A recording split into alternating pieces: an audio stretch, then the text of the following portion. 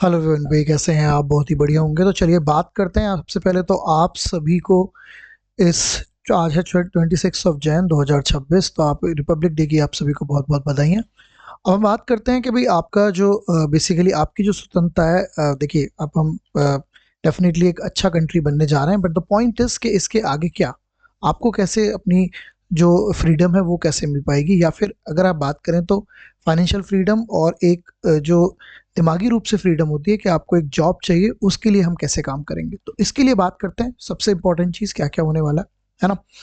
देख सकते हैं। तो ये आपका पूरा आज स्ट्रेटजी मैं आपको पूरी बताऊंगा कि आपके जो एसएससी के एग्जामिनेशन है, स्टाफ सिलेक्शन कमीशन के 2026 में जो एग्जामिनेशन होंगे। एग्जामिनेशन तो बहुत सारे होते हैं, बट जो मेन एग्जामिनेशन होते हैं 3 होते हैं। अगर आप इनकी प्रिपरेशन करते हैं तो बाकी एग्जामिनेशन अपने आप से डन होते हैं, राइट। तो मैं आपको आज पूरी बातें बताऊंगा। आप इस वीडियो को अगर पूरा देख लेंगे तो बहुत आपको फ़ायदा होगा इस बार जो के पेपर्स के देने में, और आपके जो दिमाग में जो कन्फ्यूजन्स क्रिएट होते हैं वो भी काफ़ी हद तक क्लियर हो जाएंगे, राइट। तो ये आपके मेन 3 पेपर्स हैं जो आपके हर साल के एसएससी सीजीएल या फिर एसएससी सीपीयू सीएचएसएल एमटीएस भी होता है। बाकी और भी पेपर्स होते हैं जैसे कि स्टेनो हो गया, बट मेन जो आपका जो कंसर्न है वो इन 3 पेपर्स का होता है। Let's start the video. इसमें क्या क्या मुद्दे हो सकते हैं वो आप ध्यान से देखिएगा। ओके। सबसे पहले देखो, आपको कुछ सबसे पहले तो एक चीज होती है कि सबसे पहले आपको सिलेबस पता होना चाहिए, राइट। सिलेबस पता हो गया, चलो आपको हर जगह वीडियो मिल जाएंगी, सिलेबस भी पता लग जाएगा, उसमें कोई बात नहीं। लेकिन सिलेबस पता होने के बाद क्या, मतलब सिलेबस पता हो गया तो उसके बाद करें क्या? सबसे इंपॉर्टेंट बात तो ये होती है ना। तो मैं आपको बताता हूँ।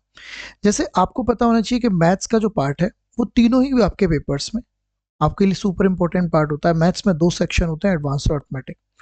रीजनिंग का पार्ट तीनों के लिए इंपॉर्टेंट है, राइट। जीएस का पार्ट तीनों के लिए इंपॉर्टेंट है, बट इसके लिए इतना इंपॉर्टेंट नहीं है, राइट। सीपीओ के लिए डेफिनेटली, सीएचएसएल के लिए भी इसके, क्योंकि इसमें प्री भी होता है, इसमें भी मेंस होता है, लेकिन इसके मेंस में कुछ बातें अलग होती हैं, हम बात करेंगे। इंग्लिश इसके लिए इंपॉर्टेंट है, इसके लिए सुपर इंपॉर्टेंट है, क्योंकि इंग्लिश का इसमें बहुत बड़ा पार्ट होता है, और इंग्लिश इसके लिए भी इंपॉर्टेंट है। अब मैं आपको बताता हूँ। देखो, मैथ्स की अगर हम बात करते हैं तो यहाँ 50 नंबर, ये प्री की बात कर रहा हूँ, 50 50, और यहाँ पर ये 50 और ये 50। तो इसमें सबसे इंपॉर्टेंट मैथ्स, रीजनिंग और इंग्लिश ही हो जाते हैं। जीएस हर जगह डाइस ही रहता है। इसमें प्री बिल्कुल सेम होता है, लेकिन मेंस इसमें केवल इंग्लिश का पेपर होता है।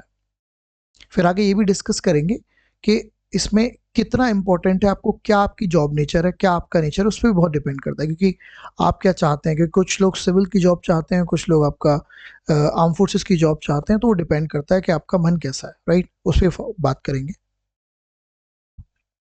अब तीसरी बात करते हैं आपके सीएचएसएल में। सीएचएसएल आपका बेसिकली देखा जाए तो पहले तो 10+2 बेस पेपर होता है, और ये एलडीसी होता है ना, लो डिवीजन क्लर्क के पेपर्स होते हैं। तो basically it's a clerical job, या इसको आप बैंक क्लरिकल से भी क्या कर सकते हैं, कंपेयर कर सकते हैं, ठीक है ना।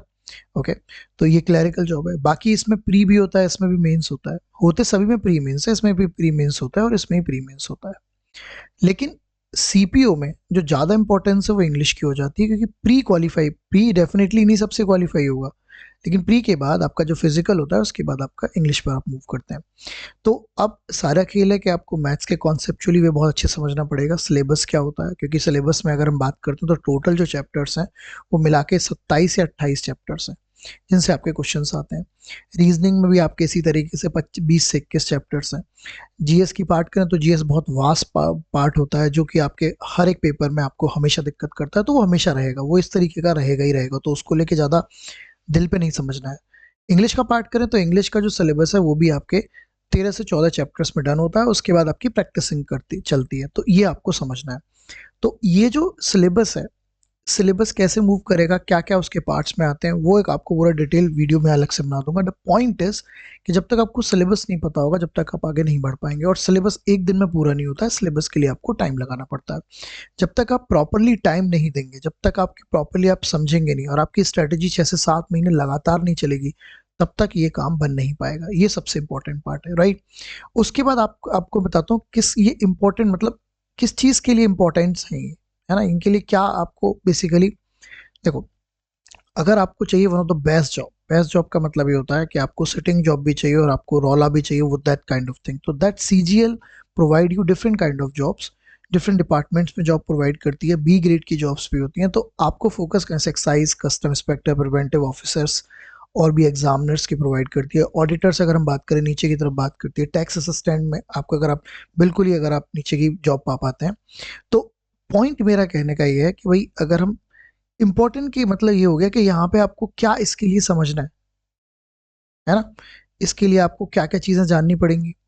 जैसे आपको ये वाली जॉब जो है इसमें आपकी पूरी आर्म फोर्सेस की जॉब है, जैसे कि आपका हो गया CISF हो गया, दिल्ली पुलिस हो गया, ITBP हो गया, है ना, SSF हो गया, SSB हो गया, इन सब में आपके SIs की जॉब है ना, CRPF हो गया, इन सभी में आपकी SIs की जॉब है। तो अगर आपको कंसर्न है कि मेरे को वर्दी का कंसर्न है तो आप इसमें बिल्कुल जा सकते हैं, ये ही आपके लिए टारगेट होना चाहिए। और इसमें जो फिजिकली फिट बच्चे होते हैं वो बहुत बढ़िया से तैयारी करके इसको क्रैक कर लेते हैं, राइट।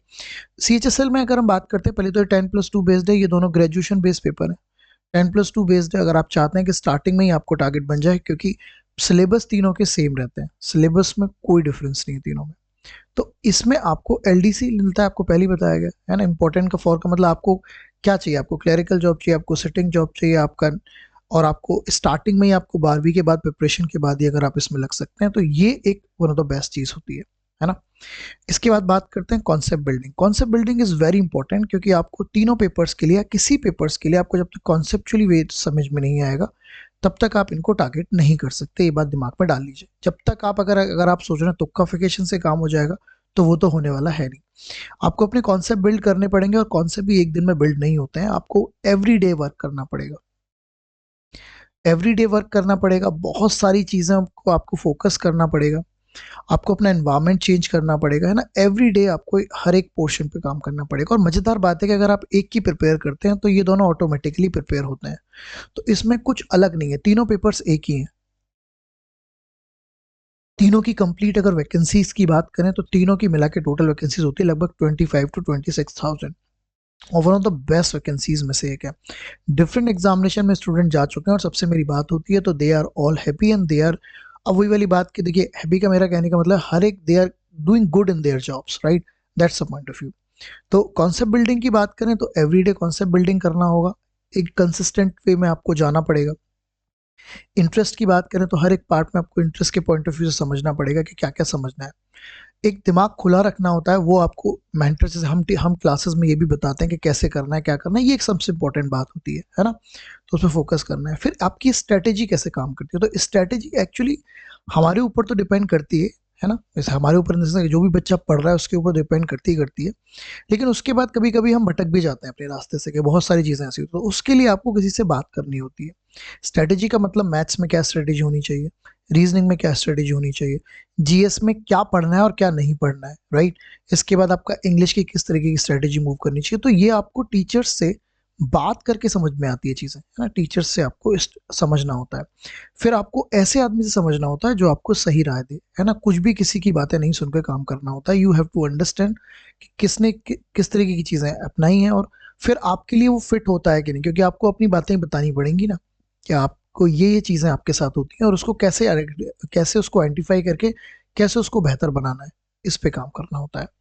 तो आपको सबसे पहले ये तीनों examination one of the best examination of staff selection commission SSC के, इन तीनों का सिलेबस एग्जैक्टली सेम होता है, कोई अंतर नहीं है। आपने अगर इस साल का पेपर दिया है या आपने पिछले साल का पेपर भी दिया है तो आपको सबसे पहले ये समझना है कि आपको कंटिन्यूस वे में लगे रहना है जब तक कि चीज़ें हो नहीं जाती, राइट।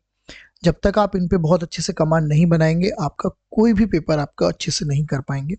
कमांड बनाइए, इन पर चीज़ों को अच्छे से समझिए और एक एक चीज़ को धीरे धीरे लेकर जाइए, और फिर उसको जैसे आप देखो चलना स्टार्ट धीरे से होता है, फिर आप तेजी से आगे की तरफ बढ़ सकते हैं।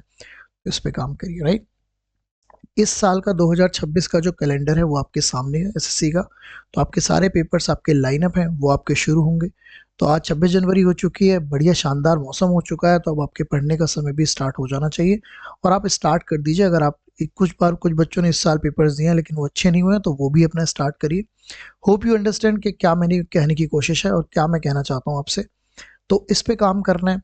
अगर आपका एक बार सिलेबस हो गया तो एक बार में कुछ भी नहीं होता, कम से कम 10 से 15 बार सिलेबस करना होता है, और वो आप रिवाइज करते हैं तब करते हैं। डिस्ट्रैक्ट मत होइए अननेसेसरी की चीज़ों से। आपका जो कंटेंट है वो इनफ है। पीवाईक्यूज पे फोकस करिए, जितना पीवाईक्यूज पे फोकस करेंगे उतना ही चीज़ें आगे मूव करती जाएंगी। फिर आपको समझ में आना शुरू हो जाएगा पेपर में क्या क्या पढ़ना है, क्या क्या नहीं पढ़ना है, और किस तरीके की मूवमेंट होता है ना। होप यू अंडरस्टैंड कि क्या रहता है। चलिए, तो मैं मनीष प्रताप आपसे यही आपको साइनिंग ऑफ करता हूँ। अगर आपको ये वीडियो सही लग रहा है, अगर आपको मतलब की चीज़ आ रही है, तो अच्छा इसको फॉलो करिए, रीड करिए ना। कोई भी डाउट है तो बहुत अच्छे से आप कमेंट कर सकते हैं, और अगर कोई भी क्वेरी है तो यू कैन आस्क, क्योंकि जब तक आप पूछेंगे नहीं, जब तक कोई बताएगा नहीं, और जब तक चीज़ें आगे होंगी नहीं, जब तक आपको काम आपका बेहतर होगा नहीं, राइट। चलिए, तो all the best, take care, bye bye for now. सभी को इस रिपब्लिक डे की बहुत बहुत शुभकामनाएं। जय हिंद।